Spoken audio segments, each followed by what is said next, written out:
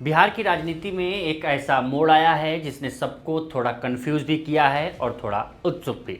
मुख्यमंत्री नीतीश कुमार ने एमएलसी पद से इस्तीफा दे दिया है, लेकिन वो अभी मुख्यमंत्री बने हुए हैं।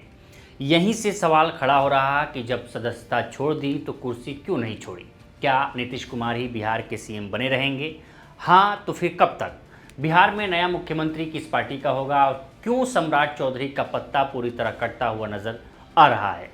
पूरे मामले को आसान भाषा में समझते हैं। नीतीश कुमार हाल ही में राज्यसभा के लिए चुने गए हैं।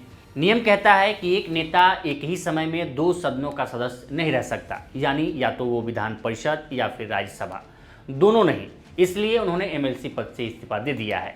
ये पूरी तरह से संवैधानिक प्रक्रिया है, इसमें कोई विवाद नहीं है। लेकिन राजनीति सिर्फ नियमों से नहीं चलती, राजनीति में संकेतों का भी बहुत महत्व होता है। अब सबसे बड़ा सवाल यही है कि जब वो एमएलसी नहीं रहे तो मुख्यमंत्री कैसे बने हुए हैं। इसका जवाब भी संविधान में ही छुपा है। कोई भी व्यक्ति बिना विधायक या परिषद सदस्य हुए बिना भी मुख्यमंत्री बन सकता है, लेकिन सिर्फ 6 महीने के लिए। इन 6 महीनों के अंदर उसे किसी एक सदन का सदस्य बनना पड़ता है। यानी नीतीश कुमार के पास अभी समय है, वो तुरंत कुर्सी छोड़ने के लिए मजबूर नहीं है। अब जान लेते हैं कि सोमवार को हुआ क्या था। बिहार के सीएम नीतीश कुमार का इस्तीफा विजय चौधरी और एमएलसी संजय गांधी लेकर विधान परिषद पहुंचे। मंत्री विजय चौधरी ने कहा कि मुख्यमंत्री जी राज्यसभा के सदस्य निर्वाचित हो चुके हैं, ये तो संवैधानिक प्रक्रिया है, आज उन्हें इस्तीफा देना था। उनका त्यागपत्र एमएलसी संजय गांधी ने विधान परिषद के सभापति अवधेश नारायण सिंह को सौंप दिया है। नीतीश कुमार के इस्तीफे के बाद मंत्री अशोक चौधरी भावुक नजर आए, वो फपक फपक कर रोते दिखे। वहीं नेता प्रतिपक्ष तेजस्वी यादव ने कहा कि बीजेपी ने मुख्यमंत्री से दबाव में इस्तीफा दिलवाया है। देखिए, हम लोग शुरू दिन से ये कहते रहे हैं कि चुनाव के बाद नीतीश कुमार जी बिहार के मुख्यमंत्री नहीं बनेंगे। इसको सेम महाराष्ट्र का रीपैकेजिंग करके नए तरीके से इनको कुछ दिनों के लिए 2-3 महीना के लिए मुख्यमंत्री बनाया। अब हटा रहा है भाजपा के लोग। भाजपा के लोगों ने ठगने का काम किया। नीतीश जी को ठगा, चाहे महिलाओं को ठगा, जो 1,90,000 रुपये अभी नहीं बांटा गया। 10,000 रुपये चुनाव के दिन बांटे गए और बोला गया कि 1,90,000 दिया जाएगा।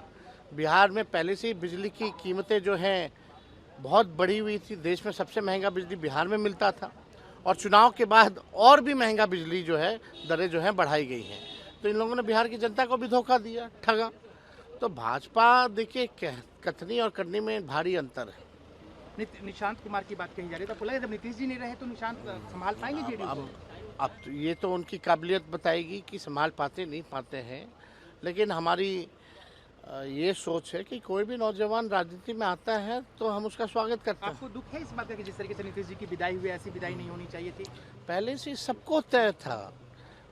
जब महागठबंधन, जब नीतीश कुमार जी ने इंडिया अलायंस जब छोड़ा लोकसभा चुनाव से ठीक पहले, तभी तय था कि नीतीश कुमार जी को बिहार में ये लोग रहने नहीं देंगे। दूसरी ओर बीजेपी के राष्ट्रीय अध्यक्ष नितिन नवीन का इस्तीफा बिहार बीजेपी के अध्यक्ष संजय सरावगी ने विधानसभा अध्यक्ष डॉक्टर प्रेम कुमार को सौंप दिया। नितिन नवीन ने कल असम जाने से पहले अपना इस्तीफा प्रदेश अध्यक्ष को सौंप दिया था। इसके साथ ही बिहार की राजधानी पटना में मुख्यमंत्री नीतीश कुमार के समर्थन में पोस्टर लगाए गए हैं। इन पोस्टरों में जनता ने मुख्यमंत्री से उनके पद पर बने रहने का आग्रह किया है। पोस्टर उनके समर्थकों द्वारा प्रदर्शित किए गए, जिससे समर्थन का संदेश साफ तौर पर सामने आया। लेकिन क्या वो इन 6 महीनों में फिर से किसी सीट से सदस्य बनेंगे या फिर यह किसी बड़े बदलाव की शुरुआत है? यही राजनीति दिलचस्प हो जाती है। नीतीश कुमार का ये कदम सिर्फ एक टेक्निकल इस्तीफा नहीं है, ये एक रणनीतिक भी हो सकती है। वो राज्यसभा में जा रहे हैं, लेकिन साथ ही वो बिहार की सत्ता भी अपने हाथ में रखे हुए हैं। अब सवाल आता है कि अगर वो मुख्यमंत्री पद छोड़ते हैं तो अगला चेहरा कौन होगा? क्या जेडीयू से कोई नेता आएगा या बीजेपी अब अपनी बारी लेगी? यहीं पर नाम आता है सम्राट चौधरी का। लेकिन सच्चाई ये है कि अभी उनके मुख्यमंत्री बनने की संभावना बहुत कम दिखती है। क्यों कम है, ये समझना जरूरी है। बिहार में एनडीए की सरकार है, लेकिन चेहरा अभी भी नीतीश कुमार है। अगर अचानक बीजेपी का मुख्यमंत्री बना दिया जाता है तो जेडीयू के लिए ये एक बड़ा झटका होगा। गठबंधन में संतुलन बिगड़ सकता है और बिहार की राजनीति में संतुलन ही सबसे बड़ी चीज होती है और चुनौती होती है। दूसरा फैक्टर है स्वीकार्यता का। सम्राट चौधरी बीजेपी के बड़े नेता हैं, लेकिन क्या वो पूरे गठबंधन के लिए एक स्वीकार्य चेहरा है? क्या जेडीयू उन्हें बिना शर्त मान लेगी? ये आसान नहीं है। तीसरी बात टाइमिंग की है। अभी कोई चुनाव नहीं है, ऐसे में अचानक मुख्यमंत्री बदलना एक बड़ा रिस्क हो सकता है। सरकार स्थिर है, ऐसे में कोई भी बड़ा प्रयोग करना सभी पार्टियों के लिए खतरे से खाली नहीं होगा। इसलिए फिलहाल सबसे सुरक्षित विकल्प यही है कि नीतीश कुमार ही मुख्यमंत्री बने रहें, लेकिन इसका मतलब ये नहीं है कि आगे कुछ नहीं होगा। बिहार की राजनीति में हर कदम के पीछे एक बड़ी रणनीति छिपी होती है।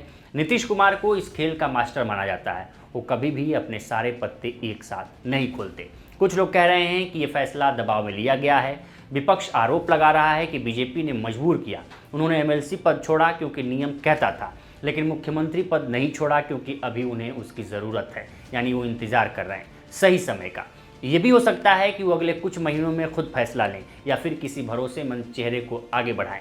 क्या ये भी संभव है कि वो खुद ही फिर से किसी सीट से सदस्य बन जाएं और कुर्सी पर बने रहें, यानी हर रास्ता अभी खुला है और यही इस पूरे घटनाक्रम की सबसे बड़ी बात है। ये कोई साधारण इस्तीफा नहीं है, ये एक संकेत है आने वाले बदलाव का, लेकिन बदलाव क्या होगा, कब होगा और किसके पक्ष में होगा, ये अभी साफ नहीं है। बिहार की राजनीति में चीज़ें कभी सीधी नहीं होती और जब बात नीतीश कुमार की हो तो हर चाल के पीछे कई परतें होती हैं।